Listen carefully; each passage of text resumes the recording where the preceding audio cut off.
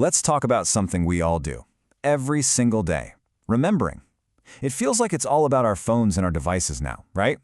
But to really get what's happening, the first piece of tech we got to understand, well, it's the one that's already sitting inside our skulls.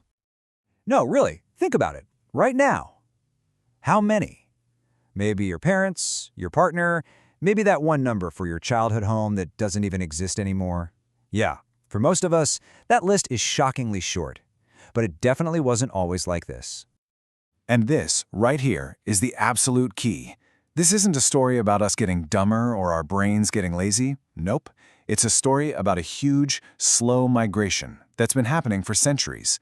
We've been moving our memories piece by piece out of our heads and into the world around us. The shift really boils down to this. We went from a world where your memory was this internal skill you had to practice, like a muscle, to a world where it's just an app. It's something you access on demand. We basically traded a well-trained mind for a massive library that fits in our pocket. So, to understand what we actually traded away, we have to go way back to a time before writing was common. It's so easy to look at oral cultures and think they were, pre-technology. But that's completely wrong. Memory was their technology, and it was an incredibly powerful, highly engineered tool.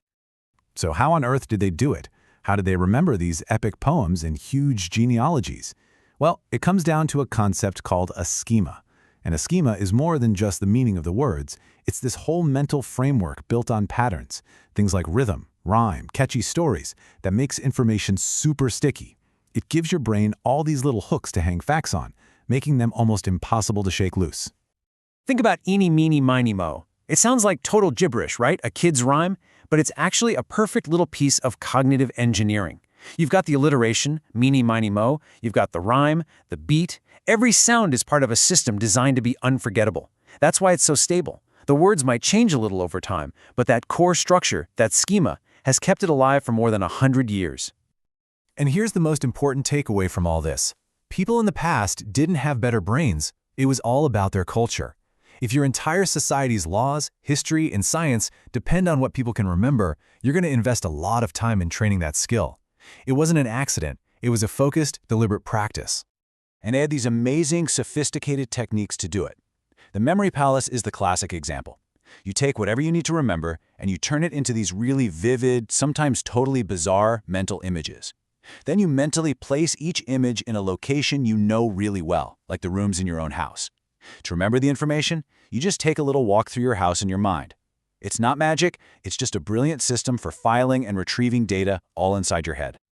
What's wild is that thinkers from way back then were totally aware of this trade-off. Here's Julius Caesar, writing about the Druids, who had spanned up to 20 years just memorizing sacred verses.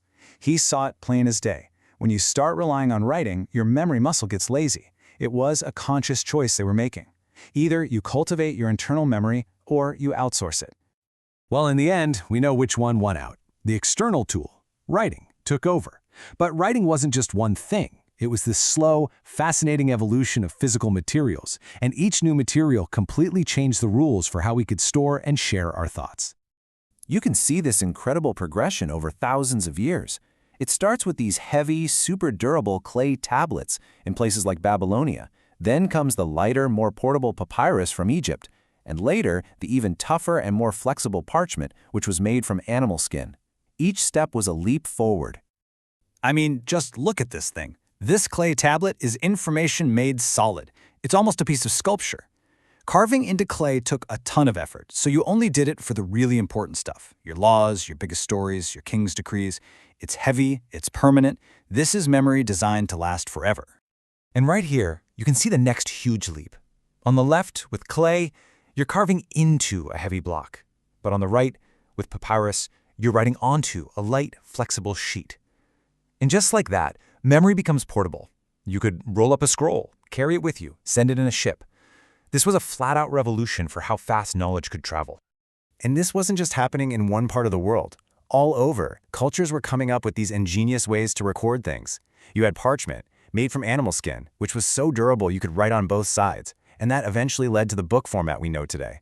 Or you had things like birch bark being used in Kashmir. Every material had its own unique properties that shaped how ideas were passed down. Okay, so up to this point, we've talked about memory as a personal skill and writing as this kind of neutral technology. But the story takes a really critical turn here. This is the moment when creating a permanent record stops being just about remembering and starts being about controlling. This quote from the philosopher Jacques Derrida just nails it. Because once your memory is written down, it can be collected, it can be controlled, it can be centralized. And the archive, the official collection of records, becomes the bedrock of power. Whoever controls the archive gets to decide what's a fact. They get to define who owns what and what really happened in history. A lot of research, especially looking at the history of colonialism, digs into this exact idea. And from this viewpoint, the written record wasn't just another way of remembering.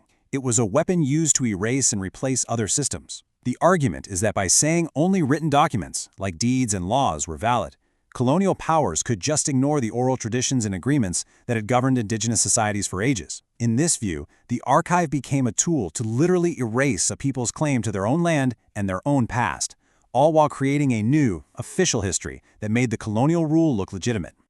And that long, complicated history brings us right back here, to the phone in your hand, and the numbers you can't quite recall. This whole journey, from ancient storytellers to colonial record keepers, has led us to this very moment, and to our own very modern trade-off.